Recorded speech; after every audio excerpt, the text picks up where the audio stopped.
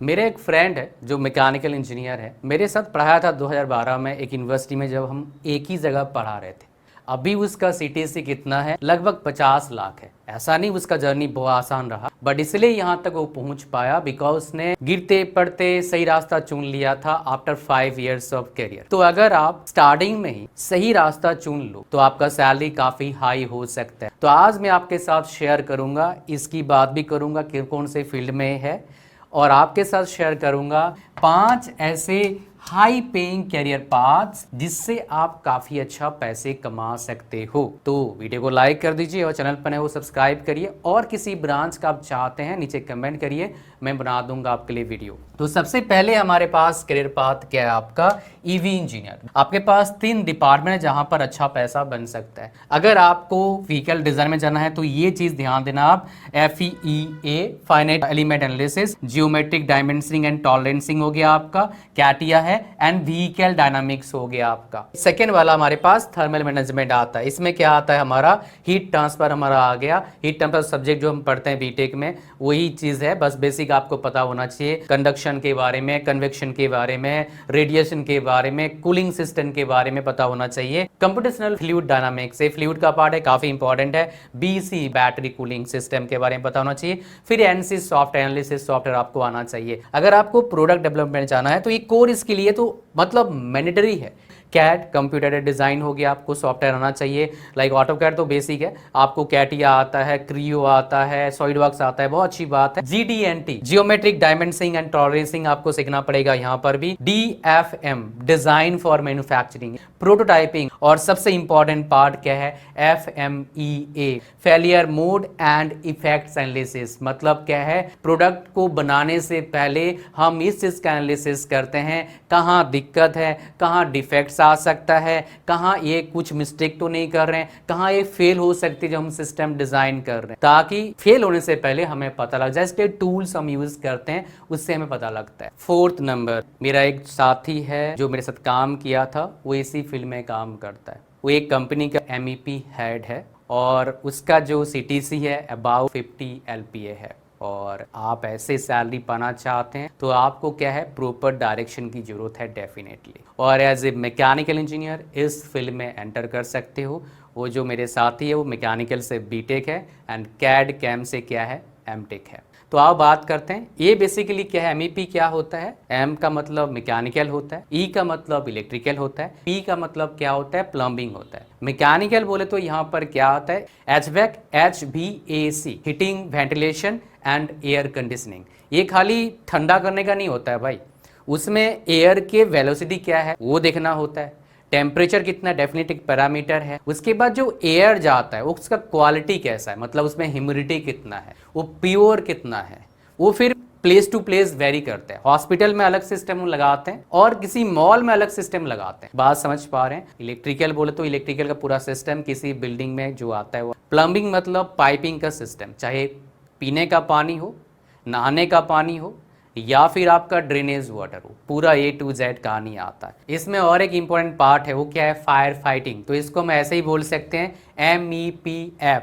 अगर आपको MEP में कैरियर बनाना है तो आपको डिज़ाइन का बेसिक अंडरस्टैंडिंग तो आना चाहिए, like air flow, duct, piping, sizing and system requirements. लेकिन खाली डिज़ाइन के नॉलेज से करियर में काफ़ी अच्छा ग्रोथ नहीं मिलेगा। देखिए, जितने भी बड़े कंस्ट्रक्शन प्रोजेक्ट्स होते हैं उनमें खाली डिज़ाइन इंपॉर्टेंट नहीं होता है, उनको मॉडल करना, कोऑर्डिनेट करना एंड मैनेज करना भी बहुत इंपॉर्टेंट होता है। यहीं पर आता है आपका बीम में मैकेनिकल, इलेक्ट्रिकल, प्लम्बिंग इंजीनियर्स, ये जो सर्विसेज इनके हैं इनको 3D एनवायरनमेंट में मॉडल कर सकते हैं। बाकी जो डिपार्टमेंट्स हैं कंस्ट्रक्शन इंडस्ट्री में उनके साथ कोऑर्डिनेट कर सकते हैं, एज वेल एज कंस्ट्रक्शन होने से पहले क्लैश डिटेक्शन कर सकते हैं। फॉर एग्जांपल, आप मान लो HVAC सिस्टम को आप डिज़ाइन करते हो, ठीक है, उसको मॉडल करते हो, और उससे कंस्ट्रक्शन करने से पहले आप जान सकते हैं कि कोई भी जो आपका डक्ट है जिसके थ्रू से जा रहा है, कोई पाइप किसी के थ्रू से जा रहा है, वो क्लैश तो नहीं कर रहा है किसी स्ट्रक्चर के साथ। खाली क्लैश को आइडेंटिफाई नहीं कर सकते, उसको हम रिजॉल्व भी कर सकते हैं डिजिटली। जितने भी इंटरनेशनल प्रोजेक्ट्स होते हैं उसमें जो टीम्स होते हैं डिफरेंट फील्ड्स के, डिफरेंट डिपार्टमेंट्स के, जैसे आर्किटेक्ट हो गया आपका, उसके बाद आपका एमईपी वाले हो गया आपका, उसके बाद आपका स्ट्रक्चर वाले हो गए, ये सारे अलग अलग लोकेशन में एक ही प्रोजेक्ट में कोऑर्डिनेट करते हैं। और उसीलिए क्या है ना, एक स्ट्रॉन्ग कॉम्बिनेशन आपका ये एमईपी वाला प्लस बीआईएम दोनों अगर है तो काफ़ी अच्छा आपको करियर में ग्रोथ मिल सकता है। देखिए, अगर प्रॉपर आपके पास स्किल्स है तो डेफिनेटली आप स्टार्टिंग में एमईपी बीआईएम इंजीनियर बन जाएंगे। एक्सपीरियंस के बाद मैं बोलूँगा एमईपी कोऑर्डिनेटर बनते हैं, फिर आगे आगे स्लोली ग्रोथ करते हैं, मैनेजर भी बनते हैं। लेकिन सबसे इंपॉर्टेंट सवाल आता है कि सर ये प्रैक्टिकल स्किल कहाँ सीखें। देखिए, कॉलेज में एमईपी के बारे में बेसिक फंडामेंटल जरूर सिखाया जाता है, एचबेक के बारे में जरूर सिखाया जाता है, लेकिन अगर आप जानना चाहते हैं एक्चुअल इंडस्ट्री वर्कफ्लोज कैसे काम करता है, उसके बाद beam modelling as well as multiple departments के साथ मिलके काम कैसे करें, कोऑर्डिनेट कैसे करें, और हैंड्स ऑन प्रोजेक्ट्स का एक्सपोजर कहाँ से मिलेगा, उसके लिए एक प्लेटफॉर्म है। आइए पहले उसके बारे में बात करेंगे, फिर आगे बढ़ेंगे, बाकी पार्ट्स के बारे में आपके साथ शेयर करूंगा। जैसे ही आप लिंक पर क्लिक करेंगे जो इस वीडियो के डिस्क्रिप्शन एंड फर्स्ट कमेंट में है, वैसे ही आ जाएंगे आप इस प्लेटफॉर्म पर, दैट इज नोवेटर। और इस वीडियो को बना रहा हूं मैं इनके कोलैबोरेशन से। यहाँ पर ऑटोडेस्क एंड एनएसडीसी के एसोसिएशन से कैरियर एक्सेलेरेटर प्रोग्राम कराया जा रहा है, जिसमें आपको बीम सॉफ्टवेयर, इंडस्ट्री वर्कफ्लोज और रियल वर्ल्ड प्रोजेक्ट्स को करने के लिए सही स्किल्स आपको मिलता है। 40+ real world projects and of course AECOM, Arup, Jacobs like firm से वेरीफाइड प्रोजेक्ट्स का एक्सपोजर, 400+ इंडस्ट्री प्रैक्टिशनर से 1-on-1 मेंटरशिप, प्लस सबसे इंपॉर्टेंट एंड कैरियर से portfolio building, mock interviews and placement support भी मिलता है। सबसे important 5500+ job offers already placed. So अगर आप मैकेनिकल इंजीनियर हैं और हाई ग्रोथ करियर बिल्ड करना चाहते हैं तो इसका लिंक कहाँ पर है, डिस्क्रिप्शन एंड फर्स्ट कमेंट में, जरूर चेकआउट करिए। अब चलिए हम एक एक करके बाकी करियर पाथ्स के बारे में जानते हैं। अगर मेरे से कोई पूछता है ना, कोई ऐसा डिपार्टमेंट बताओ जिसका सबसे कम इम्पैक्ट हो सकता है ऑटोमेशन का, वो आपके पीछे है। ये मेरा तीसरा नंबर रिकमेंडेशन है। ये डिपार्टमेंट है तो बेसिकली एक करियर पाथ है। इसमें एक्चुअली में प्लांट टू प्लांट वेरी करता है काम आप क्या करेंगे, बट आमतौर पर स्टार्टिंग में आपको अपना हाथ में थोड़े से काली वगैरह लगाना पड़ेगा, मोबिल वगैरह लगाना पड़ेगा। ये थोड़ा डिसएडवांटेज है, कपड़े थोड़ा गंदे होते हैं, बट इसमें मज़ा बहुत आता है। इसका और एक प्रॉब्लम आपको बताऊं मैं, वो प्रॉब्लम क्या है, मतलब एक इसका फ़ायदा भी है नुकसान भी है। फ़ायदा क्या है, जब ब्रेकडाउन होता है तो आपको प्लांट में ही रहना होता है, चाहे 1 दिन लगे 2 दिन लगे। पहले ज़माने में तो काफ़ी टाइम लगता था, जब से सॉफ्टवेयर का काम हुआ है तब थोड़ा आसान हो गया है। अब को रहना पड़ता है प्लांट में, कोई भी ब्रेकडाउन नहीं है, कोई दिक्कत नहीं है, एन्जॉय करो। तो आजकल जो ऑटोमेटिक सिस्टम आया है उसमें ब्रेकडाउन आने के बावजूद कुछ ऐसे हमने सिस्टम डेवलप किए हैं जिससे काफ़ी जल्दी हम रिपेयर कर पाते हैं चीज़ों को, अनटिल अनलेस कुछ ज़्यादा ही बड़ा प्रॉब्लम ना हो। उसके लिए मैंने यहाँ पर 4 टर्म लिया है, काफ़ी इंपॉर्टेंट है। कोई भी इस डिपार्टमेंट जाना चाहता है उसको ये चीज़ें तो बिल्कुल आना चाहिए। पहले मेंटेनेंस इंजीनियर का पेशेंस लेवल काफ़ी अच्छा होना चाहिए। इसका कोई फॉर्मल एजुकेशन हमारे कॉलेजेस में नहीं होता है, ये जाके ही प्लांट में सीखना होता है। बेसिक चीज़ें पहले आप सीख के जाओ, पूरा मशीन्स के बारे में, जो भी मशीन में आप काम करेंगे, मतलब जिस इंडस्ट्री में जा रहे हैं उस इंडस्ट्री में अलग मशीन होगा। मेरे एक स्टूडेंट है जो एक फार्मा कंपनी का हेड है मेंटेनेंस डिपार्टमेंट का, मेरे पास सब पीछे कॉल आया था तो उससे कुछ डेटा मैंने निकाला था, उसी डेटा के बेस पर मैं आपके साथ शेयर कर रहा हूँ।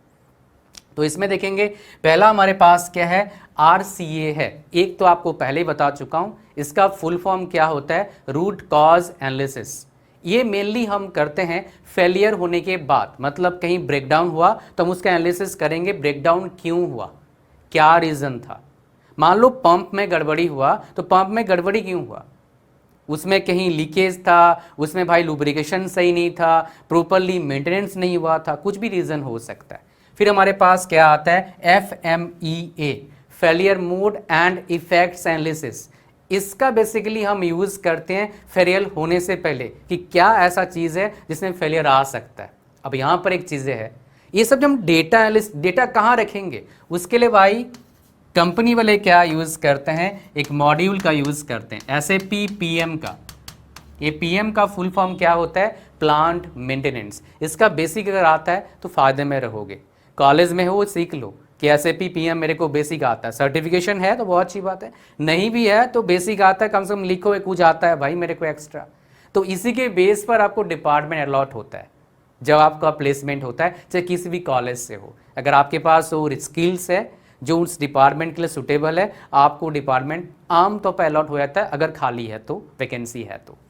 फिर हमारे पास क्या आता है, दूसरा तीसरे पे आते हैं MTBF, mean time between failures. मतलब क्या है, आपका कितना टाइम लगता है फेलियर के बीच में। मतलब जैसे मान लो आज कुछ प्रॉब्लम हुआ, नेक्स्ट प्रॉब्लम के बीच में जो मीन टाइम हम निकालते हैं उससे पता लगता है कितने टाइम तक हमारा सिस्टम चल रहा है।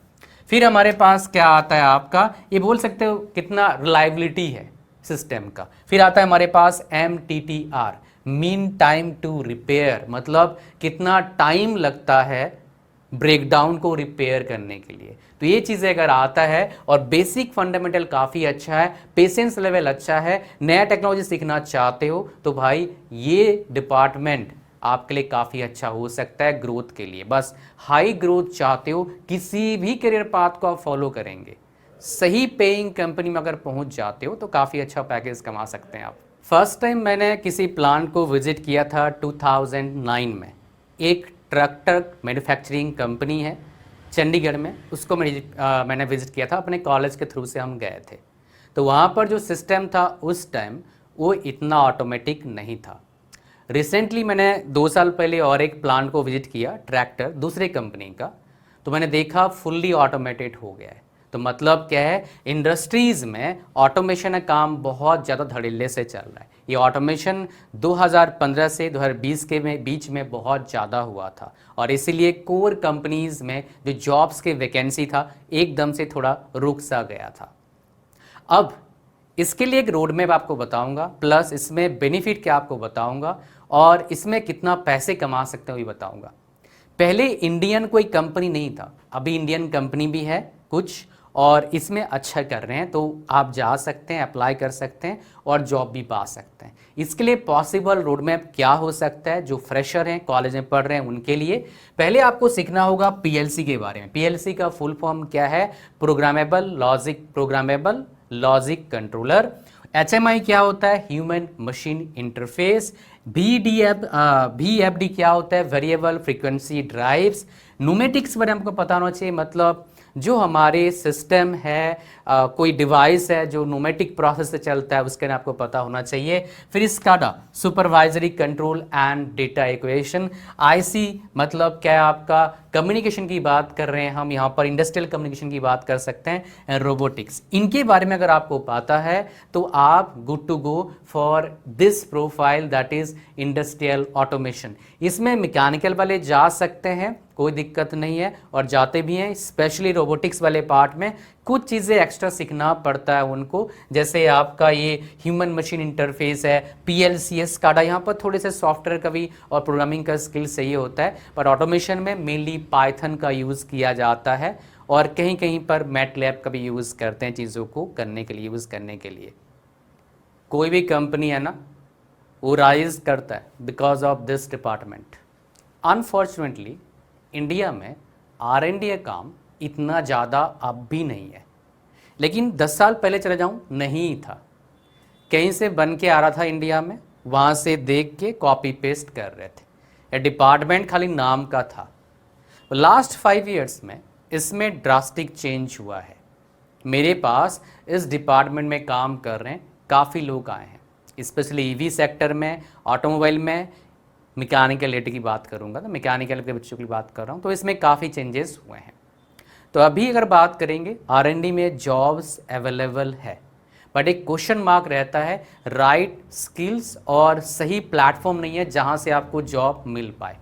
अगर कोई बच्चा अच्छे कॉलेज में पढ़ रहा है उसके लिए काफ़ी आसान है R&D का जॉब मिलना, अगर उसके पास सही स्किल्स है।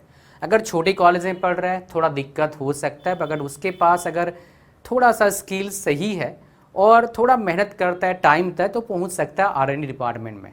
कुछ मेरे बच्चे मेनली खाली R&D में तो नहीं है, बट डिज़ाइन डिपार्टमेंट में ज़रूर है, तो ये डिपार्टमेंट में काफ़ी अच्छा ग्रोथ पा सकते हैं, काफ़ी अच्छा पैसा है, वाइट कॉलर जॉब है और काफ़ी बार रिमोटली भी काम मिल सकता है।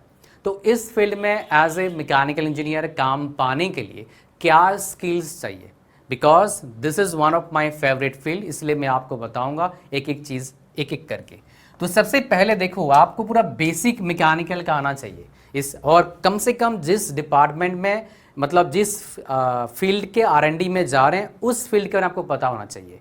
फॉर एग्जांपल आप जा रहे हैं ऑटोमोबाइल में, तो ऑटोमोबाइल का हर चीज़ आपको पता होना चाहिए। देखो, इंटरेस्ट है इसका मतलब आपको सब पता होना चाहिए। अगर इंटरेस्ट है, आपको लगता है, पता नहीं है मतलब रियल इंटरेस्ट नहीं है, बस वो अट्रैक्ट कर रहा है आपको, इस बात को समझिए। तो सबसे पहले क्या करना चाहिए आपको, GD&T आपको आना चाहिए, जियोमेट्रिक डायमेंशनिंग एंड टॉलरेंसिंग आपको आना चाहिए। और इसमें एक सॉफ्टवेयर है, उसका नाम क्या है, ऑटोकैड है। ये ऑटोकैड बेसिकली एक सॉफ्टवेयर है, जो कंपनी आती है उसका नाम क्या है, ऑटोडेस्क है। कैड मतलब क्या होता है, कंप्यूटर एडेड डिज़ाइन होता है। ये हो गया बेसिक सॉफ्टवेयर। दूसरा क्या होना चाहिए, या तो आप सॉलिड वर्क सीख लो भाई, सॉलिड वर्क सीखो, ठीक है। फिर आता है कैटिया, फिर आता है क्रियो। ये सॉफ्टवेयर में से एक तो अच्छा कर लो आप कम से कम, बाकी थोड़ा सा सीखोगे चलेगा आपका। तीसरा आपको क्या आना चाहिए, मशीन डिज़ाइन आना चाहिए, बहुत इंपॉर्टेंट है। चौथा आपको क्या आना चाहिए, एनसीस आना चाहिए आपको, ये भी बहुत ज़्यादा इंपॉर्टेंट है आपके लिए। चौथा हो गया। पांचवा आपको क्या आना चाहिए, डिज़ाइन फॉर मैन्युफैक्चरिंग आपको आना चाहिए। एंड छठा क्या आना चाहिए, जो ऑलरेडी बता चुका हूँ 2 पार्ट ऑफ दिस वीडियो में, वो क्या है, फेलियर मोड इफेक्ट्स एनालिसिस आपको आना चाहिए। फिर हमारे पास क्या आता है, मैन्युफैक्चरिंग के लिए CNC में के बारे में आपको पता होना चाहिए, कुछ कोड आता है, CNC से कोडिंग होता है, वो आपको आना चाहिए। 8वां नंबर क्या आपका, प्रोटोटाइपिंग एंड टेस्टिंग करना। उसके बाद ये बेसिकली कुल मिला के मैं आपको शॉर्टकट बताऊं, ये चीज़ें आपको आनी चाहिए if you wanted to get in this field my dear as a fresher. अगर आप फ्रेशर हैं, एक्सपीरियंस वालों का अलग कहानी होता है, वो department to department, company to company, product to product vary करता है।